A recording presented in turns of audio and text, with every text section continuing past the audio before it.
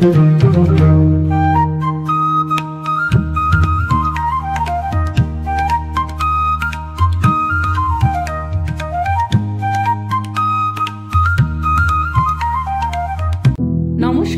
আমি সুতপা। সুতপা ট্রাভেল ব্লগে আপনাদের সবাইকে স্বাগত। ডুয়ার্সে লাটাগুড়ির জঙ্গল সাফারি করতে করতে ঋতুরাজের ইচ্ছে একটা দিন যদি এমনই ঘন জঙ্গলের মাঝে কোথাও থাকা যেত তাহলে আরো রোমাঞ্চকর হতো ব্যাপারটা। সেই মতো অনলাইনে বুক করা হলো নেওরা জঙ্গল ক্যাম্পের ডবল বেডের 2টো কটেজ। যদিও অনেক আগে থেকেই বুকিং না থাকলে রুম পাওয়া যায় না, কিন্তু ঘটনাচক্রে পেয়ে গেলাম আর কি। এবারে চলুন জঙ্গলের ভেতরে নেওরা নদীর ধারে থাকতে কেমন অভিজ্ঞতা হয় দেখা যাক। যদিও আজ সারাদিন লাটাগুড়ির সাইট সিন করে এখানে পৌঁছতে পৌঁছতে দুপুর গড়িয়ে বিকেল 4:30 হয়ে গেছে এখন। গরুমারা জঙ্গল সাফারিতে কিন্তু আগের দিন এই পথেই গিয়েছিলাম আমরা। আমার কলেজে আছে, হাতির কথা বললেন না এখন, ওইসব কথা বলিস না মা, আসলে পর দৌড়ায় খুল পাবো না, এখানে গাড়ি ঘোরানোর জায়গা নাই। মেন হাইওয়ে থেকে রেস্ট্রিক্টেড এক রাস্তা রয়েছে যেটা সোজা কটেজ পর্যন্ত গিয়েছে। রাস্তার দুধারে অনেক ময়ূর ঘুরে বেড়াতে দেখছি, তবে হাতির দল চলে আসলে মুশকিলেই পড়তে হবে, সে কথাই ড্রাইভার রাজা জানাচ্ছে। এ পথে কিন্তু বিনা অনুমতিতে প্রবেশ নিষেধ, শুধুমাত্র বুকিং করা থাকলে গাড়ি নিয়ে প্রবেশ করতে পারবেন। সকাল 6টা থেকে সন্ধে 6টা পর্যন্ত নেওরা জঙ্গল ক্যাম্পের চত্বরে আসা যাওয়া করা যায়। চলুন পৌঁছে গেছি, এবার বুকিংয়ের নিয়ম কানুন সেরে নেওয়া যাক। তবে এটি হলো এখানকার কমন রেস্টুরেন্ট, ওনাদের আলাদা কোনো রিসেপশন পোর্শন নেই। চারিদিকে ঘন জঙ্গলের মাঝে শুধুমাত্র এই প্রপার্টিটি। জঙ্গল আর জীবজন্তু প্রেমী আমার ছেলে তো বেজায় খুশি এখানে এসে। চারিদিকে নির্জন শান্ত পরিবেশ, পাখিদের আওয়াজের মাঝে নিজেদের জোরে কথা বলতেও কেমন যেন অস্বস্তি হচ্ছে। অনলাইনে wbsfda.government.in সাইটে গিয়ে এখানে রুম বুক করতে পারেন। এটি আসলে গরুমারা ন্যাশনাল পার্কের মধ্যেই, যেটি জলপাইগুড়ি ফরেস্ট ডিভিশনের অন্তর্গত।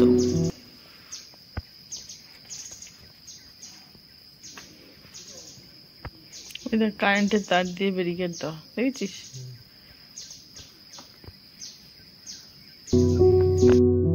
রেস্টুরেন্টের উল্টো দিকে রয়েছে কিচেন, আর তার পিছনে জীবজন্তু দেখার জন্য ওয়াচ টাওয়ার। আমাদের কটেজ কিন্তু পিছন পোর্শনে। রাজা আমাদেরকে নামিয়ে দিল কটেজের সামনেই। পাশাপাশি 3টে ডবল বেডরুমের মধ্যে 2টো রুম আমাদের জন্য ধার্য রয়েছে। তবে 2টো রুমের মধ্যে খানিকটা দূরত্ব দেখে আমি কিন্তু ভাবতেই বসেছি রাতের অন্ধকারে 2টো রুমে যাতায়াত করব কিভাবে। বেশ ভয়ই লাগবে কিন্তু। একে তো ঘন জঙ্গলে জীবজন্তু আসার চান্স রয়েছে, তার উপর সমস্ত কটেজে শুধুমাত্র আমরাই। তবে ছেলে মেয়ের কাছে এটাই বেশ ইন্টারেস্টিং। রুমগুলো ছোটর মধ্যে বেশ পরিষ্কার পরিচ্ছন্ন আর পরিপাটি, দেখেই পছন্দ হয়ে গেল। হ্যাঁ, ভালোই লাগলো তোমার সাথে আজকে সারাদিন ঘুরে। ঠিক আসি তো। হ্যাঁ, ভালো কাটলো। এটা নিয়ে নেব। এই ঘরে জঙ্গলটা কাছে কোনায়। কে কোথায় থাকবি? আমি তোমার ফোনে নেটফ্লিক্স। এই বাইরে কিছু নেই মানে দেখো, ওই সালা বাইরে বেরোলেই জঙ্গল। দেখি দেখি দেখি। হ্যাঁ, আমি তো তাই ভেবেছি।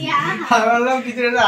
দরজাটা কেন দিয়েছে জানিস? জীবজন্তু আসলে যাতে দেখতে পাস। দরজাটা খুলে, দরজাটা খুলেই যাতে দেখতে পাস। দেবে তো, এখানে খুললে এরকম পুরো হ্যালো হ্যালো হ্যালো ওইটা আছে, দেখ ব্যালকনি।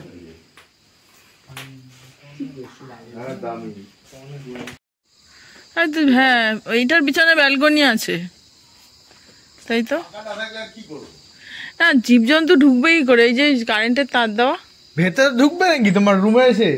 রুমে এসে এখানে এসে খটখট খটখট করবে বলে। জীবজন্তু ঢুকিয়ে আছে এখন। এই তোর মাথার উপরে টিকটিকি দেখো। আমাদের রুমের পাশেই এই কটেজটিতে রয়েছে 2টো একদম পাশাপাশি 4 বেডের রুম। কিন্তু বুকিং এর সময় আমরা তার একটিও পাইনি। একটিতেই আমাদের 4 জনের একসাথেই হয়ে যেত।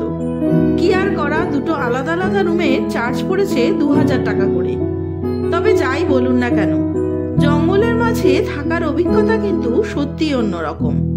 ওদিকে 4 বেডের একটা রুমের চার্জই 2200 টাকা।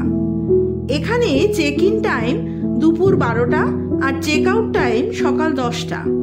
তবে খাওয়া দাওয়ার ব্যাপারে আগে থেকে বলা না থাকলে তৈরি খাবার পাবেন না। রুম সার্ভিস অ্যাভেলেবেল নয়। 4 বেলায় খাওয়া দাওয়ার জন্য ওই সামনে থেকে হেঁটে গিয়ে রেস্টুরেন্টে যেতে হবে। প্রত্যেক রুমের আলাদা আলাদা নাম রয়েছে পাখির নামে। তবে দুপুর রুমের অ্যাকোমোডেশন একই দেখছি। ওইদিকে সন্ধ্যা হতেই অন্ধকার ঘনিয়ে এলো। এবারে জঙ্গলের মাঝে ইলেকট্রিক ফেন্সিং তারে আটকে দেওয়া হবে নির্দিষ্ট চারপাশের জায়গা। কেউ এখান থেকে আর বাইরে বেরোতে পারবো না। কেউ থাকবে না, তার মধ্যে এত রকমের আওয়াজ, কিরম ভয় লাগে। এটা ময়ূরের ডাক।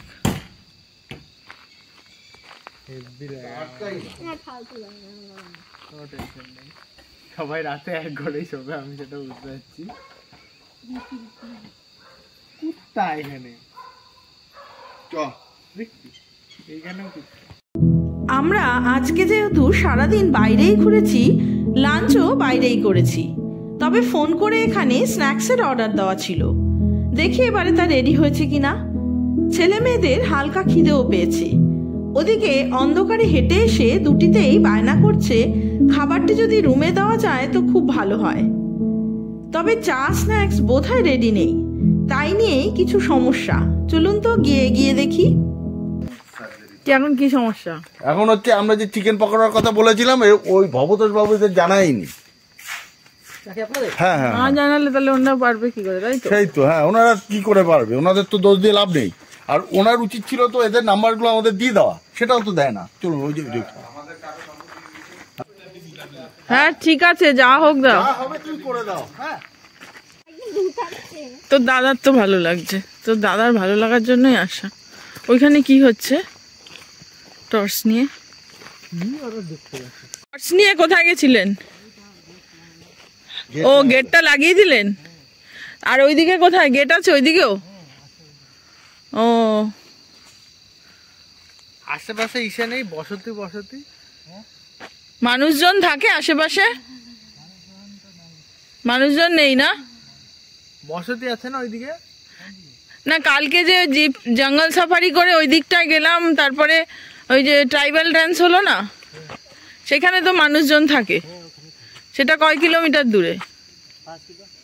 5 কিলোমিটার দূরে বসতি আছে। হ্যাঁ, বড়ডি জায়গাটার নাম। আর এইটা পুরো মানে এইটুকুনি জায়গার মধ্যেই আটকানো, তাই তো? চারিদিক আটকানো। আর সকালে যদি নদীতে যাই, সকালে খোলা থাকবে তো? নিজেরা যেতে পারবো তো? তেনারা মানে ভূতেরা। দৌড়াচ্ছিস কেন? আরে ভূত নেই জঙ্গলে, শুধু জীবজন্তুই আছে। তবে রুমে ফিরে এসে আমি তো ভীষণ এক মানসিক শান্তি পেলাম। কারণ পাশের 4 বেডরুম দুটিতেই টুরিস্ট রয়েছে। আলাপ হলো তাদের সাথে। ঘুরে দেখে নিলাম পাশাপাশি দুটো রুমই। দুটো ফ্যামিলি সকালে এখানে চেক ইন করে তারপরে ঘুরে ফিরে বিকেলে আবার ফেরত এসেছেন। এবারে বেশ সাহস পেলাম। একসাথে এতজন মিলে এখানে আছি, এটাও বেশ মজার। দেখা যাক রাতে বন্যপ্রাণী কাদের কাদের দেখা পাই আমরা। ওদিকে এত রিকোয়েস্ট করার পর চা স্ন্যাক্স রুমে দিয়ে গেলেন স্টাফেরা। তবে আমাদের খাবার না হয় রুমেই পেলাম, কিন্তু ওনারা দুপুরে এখানে লাঞ্চ করে সন্ধ্যের স্ন্যাক্সের অর্ডার করে গিয়েছিলেন। এখনো তা রেডি হচ্ছে। এমন পরিবেশে সবাই মিলে যদি একসাথে ক্যাম্প ফায়ার করতে পারতাম বেশ ভালোই হতো, কিন্তু উপভোগ করতে পারতাম। কিন্তু এখানে আগুন ধরানোর নিষেধাজ্ঞা রয়েছে ফরেস্ট ডিপার্টমেন্ট থেকে। তাই সন্ধেটা গল্পগুজব করে আর রাতে আমরা দুজন ডাইনিং হলে গিয়েই রুটি, দেশি মুরগির ঝোল সমেত খেয়ে আসলাম। ছেলে মেয়েদের খাবারটা নিয়ে আসলাম রুমেই। শেষমেশ সিদ্ধান্ত হলো আমি আর দেওরের মেয়ে এক রুমে আর বাবা ছেলে এক রুমে। তবে দেখা হবে ভোরবেলাতেই। ভোর এখন 6:30। সারা রাত কুয়াশার জল বৃষ্টির মতো টুপটাপ আওয়াজে ঝরে পড়েছে রুমের চালে। এখনো তাই চারিদিক কুয়াশাচ্ছন্ন আর নানা পাখির আওয়াজ। খুব মিষ্টি একটা পরিবেশ, তাই একাই বেরিয়ে পড়লাম আশপাশ ঘুরতে। চলুন, কাল রাতে তো আপনাদেরকেও ঘুরে দেখানো হয়নি, আজ না হয় ঘুরে দেখাবো নেওরা জঙ্গল ক্যাম্পের পুরো ক্যাম্পাস সহ পিছনে বয়ে যাওয়া নেওরা নদীও।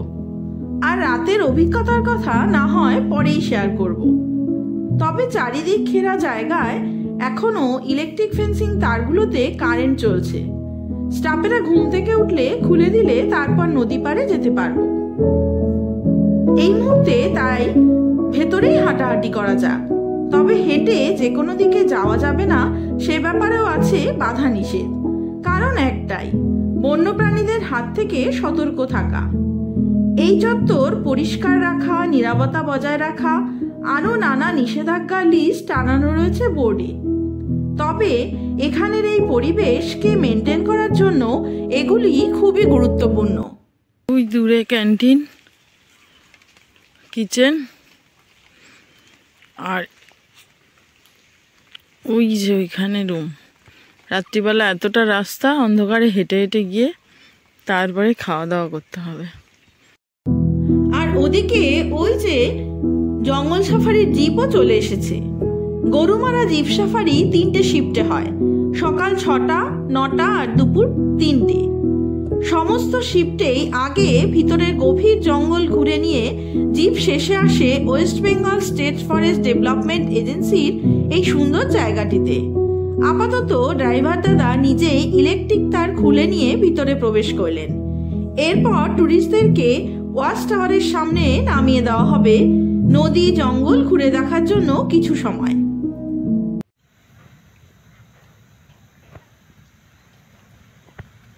কোথায় গেল হর্নবিলটা? ওই যে ডাকছে, ওই দেখ ওই দেখ ওই দেখ ওই দেখ ওই দেখ ওই দেখ আবার এসে বসলো।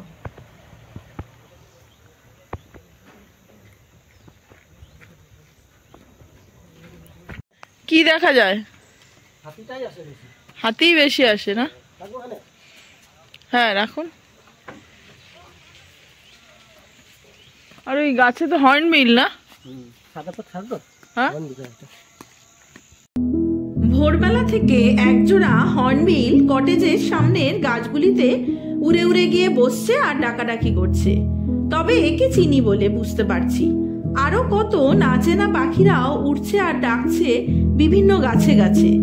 আমার মোবাইল ফোনে যদিও তাদের ধরা যাচ্ছে না।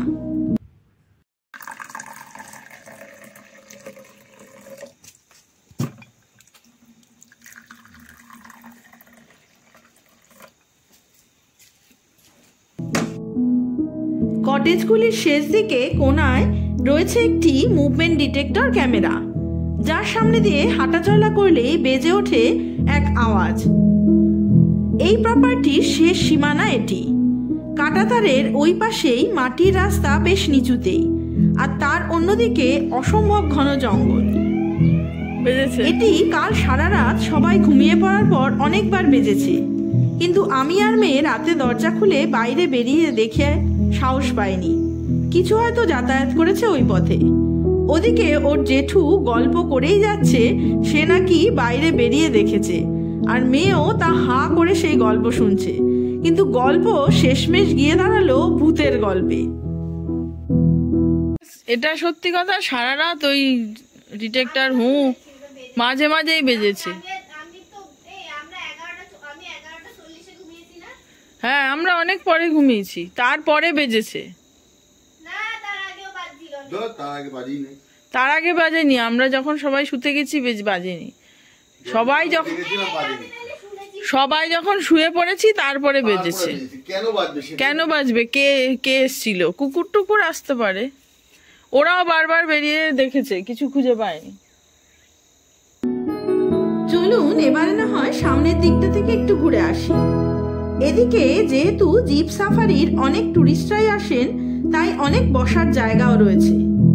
বাঁদিকে পথে গেলে নেওরা নদী পাড়ে যাওয়া যায়, তবে সেদিকে আর একা একা গেলাম না। সকলের সাথে যাওয়া যাবে ক্ষণে পরে। নেওড়া নদীর নামেই এই জঙ্গল ক্যাম্পের নামকরণ, কিন্তু এই ক্যাম্প যথেষ্টই মেনটেন করা হয়। চারিদিক খুব সুন্দর সাজানো গোছানো আর পরিষ্কার পরিচ্ছন্নও বটে। জিপ সাফারিতে এ পথে সোজা গিয়েছিলাম কালকে, কিন্তু সামনে পায়ে হেঁটে যাওয়া বারণ, তাই আর এগোলাম না। পাশে বাদিকে এখানকারই এক্সট্রা প্রিমিয়াম কটেজ, যার বুকিং হয় আবার অন্যভাবে। যেদিকেই দুচোখ যায় শুধু সবুজ আর সবুজ, তারই মাঝে নানা ধরনের বসার জায়গা। কাঁটাতারের ব্যারিকেড পার করলেই জঙ্গল বটে। শুধুমাত্র এই এরিয়াটি টুরিস্টদের জন্য তৈরি করা হয়েছে সুন্দর করে। সামনে ওয়াচ টাওয়ারের উপরে উঠলে ডান দিকে রয়েছে আবার নানা ধরনের গেস্ট রুম, সেখানেও থাকতে পারেন, বুকিং করতে হবে তার জন্য। আর নিচে ওনাদের নিজস্ব কিচেন। বেড হিসাবে বুকিং, রুম একটাই তাই তো? না, 4টে রুম আছে। 4টে রুম আছে, 4টে রুমে একটা করে বেড? না, আপনার 2টো বেড আছে। 2টো বেড বুক করলে পরে 3 জন থাকা যায়। 2টো বেড, সেটা কি পার হেড হিসাবে বুকিং? মানে ডরমেটরিতে থাকতে গেলে পার হেড হিসাবে বুকিং। কত পার হেড হিসাবে? 672 টাকা। এই ওপরটা পুরোটা খোলা আছে উপরটাতে, তাই তো? রুমটা তো লক করা বোধহয়। ও ঠিক আছে, ঠিক আছে। সাফারি সকালবেলা হয় আর হয় দাঁড়িয়ে এখানে ওরা চাটা খায় সবাই? সবাই খায় না, মানে যারা ইচ্ছা হয় খায়। তাহলে আপনারাই সেই সার্ভিসটা দেন তো?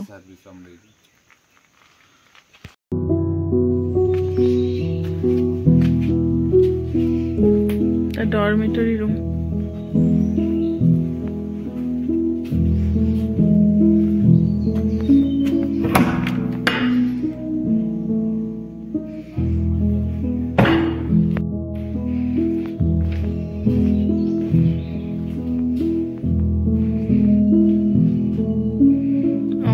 একটা রুমে 3 জন করেই থাকা যাবে।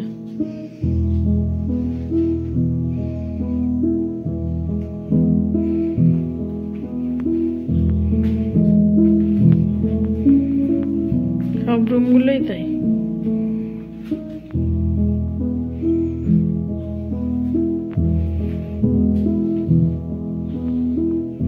শুধু টয়লেটটা মনে হয় কমন,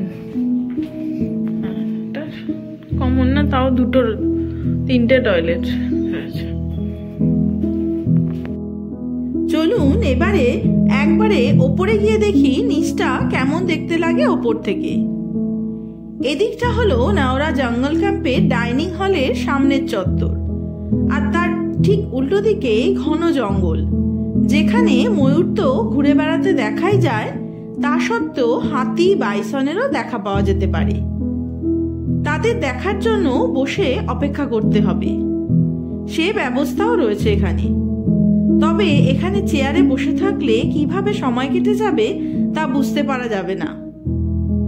কিন্তু চলুন আবারও নিচে যাওয়া যাক।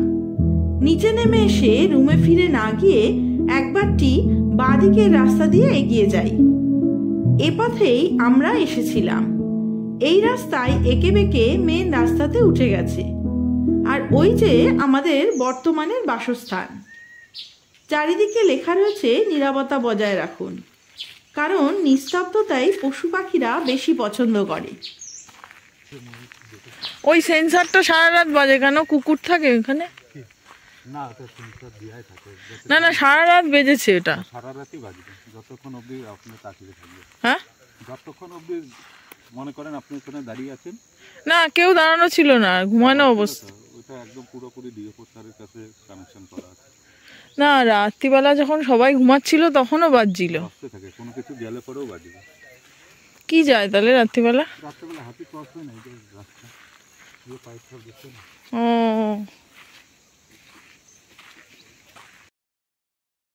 থেকেই হাতি গেছে, হাতি বা কোনো জন্তু গেছে, ওই জন্য ওই সেন্সারটা বারে বারে বেজেছে। এই যে এইখানে রাস্তা আছে, ডিসেম্বরের শীতে কুয়াশা ভরা সকালে সবুজ জঙ্গলের মাঝে মাটির আঁকাবাঁকা পথও ভারী সুন্দর লাগছে দেখতে। ময়ূরের ডাক আর ঘোরাঘুরি কাল থেকেই চোখে পড়ছে। এতক্ষণে মোবাইলে তাদের একটিকে ধরতে পেরেছি, সে ঘুরে বেড়াচ্ছে তার আপন খেয়ালে। চলুন এবারে রুমে ফেরা যাক। রুম ছাড়তে হবে 10টার মধ্যে। ব্যাগপত্র গুছিয়ে নিজেরা রেডি হয়ে একেবারে বেরিয়ে গিয়ে ব্রেকফাস্ট করে নেবক্ষণ। কি রে, বাজছে না কেন? আমাদের দেখতে পাচ্ছে না? এই দেখ, ওই রাস্তাটা দিয়ে গেছে। কোথায়? ওই রাস্তাটা দিয়ে গেছে জীবজন্তু। কেন? ওরা নদী পার হয়ে ওইদিকে যায়। ওই দেখ, ওইটা রাস্তা। ওই জন্য ওরম আওয়াজ হয়েছে রাত্রিবেলা আমরা ঘুমিয়ে যাওয়ার পরেও।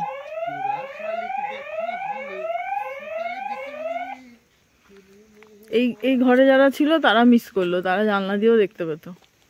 কেন? আমার তো ভয় লাগছিল বলে উঠিনি।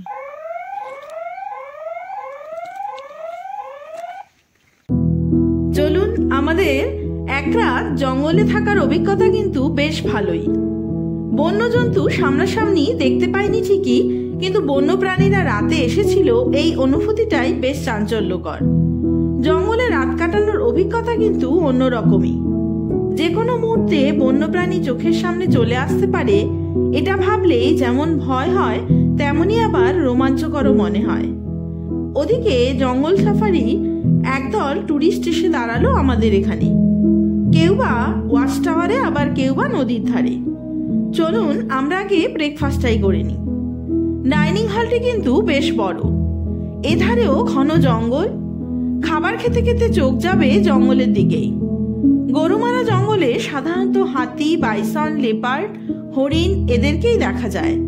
তবে 10 বছর আগে ডুয়ার্স এসে যে কটেজটিতে ছিলাম, যার নাম এই মুহূর্তে মনে পড়ছে না, সেখানে কিন্তু রিসর্ট লাগোয়া জঙ্গলে প্রায়শই হরিণরা চলে আসতো খাবার খুঁজতে খুঁজতে। এখন যেন সেসব আর চোখেই পড়ে না। হাতি বাঘ আসলেও মানতাম, এক কুকুর দেখে ভয় পায়, আবার হাতি বাঘ খোঁজে।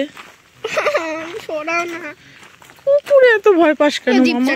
দাদার কাছেই যাচ্ছি, দাদার কাছে জন্য। পাহাড়ে তো কুকুর থাকবেই, তাও তো এটা সমতল। যেখানে পাহাড়ে যাবি তোকে কুকুর পথ দেখিয়ে নিয়ে যাবে। বন্ধ করা ছিল আমাদের পাশের রুমে, ওরা সকালবেলা আসতে পারেনি। এই রাস্তায় ইলেকট্রিক তারটা বন্ধ করা ছিল, ওরা খুলতে পারেনি, আসতে পারেনি। তারপরে ওই জঙ্গল সাফারিতে যারা আসলো তখন খুলে দিয়েছে। কি হাতি? হ্যাঁ, রিসর্টের পিছনে বয়ে চলেছে নেওড়া নদী। তবে এখন ডিসেম্বর মাস হওয়ায় নদীর জল কমে গিয়ে চলে গেছে তা বহু দূরে। বর্ষাকালে এই নদী আবার ফুলে পেঁপে অন্য রূপ নেবে। নদী পাড়ের বালি দিয়ে হাঁটতে হাঁটতে মনে হচ্ছে যেন সমুদ্র পাড়ে হাঁটছি। চারিদিক বালিময়, আর ওই যে দূরে ঘন জঙ্গলের ভিতরেই আমাদের রিসর্ট ছিল। নদী পাড়ে হয়তো হাতির পায়ের ছাপও রয়েছে। বেশ খানিকটা গেলে জলে জাল ফেলে কি কি মাছ উঠেছে দেখা যেত। সেখানে মাঝিরা রয়েছে, কিন্তু হাতিদের ভয়ে আর একা যাওয়ার সাহস হচ্ছে না। চলুন তবে এবারে ফেরা যাক। আবারও এই জঙ্গল প্রেমিক ছেলেকে নিয়ে আসবো ডুয়ার্স ভ্রমণে। আজ তবে এই পর্যন্তই থাক। আপনাদের সাথে দেখা হবে নতুন আর একটা ব্লগ নিয়ে, নতুন আর এক জায়গায়। ততদিন সবাই সুস্থ থাকবেন, ভালো থাকবেন, সকলকে ভালো রাখবেন। নমস্কার।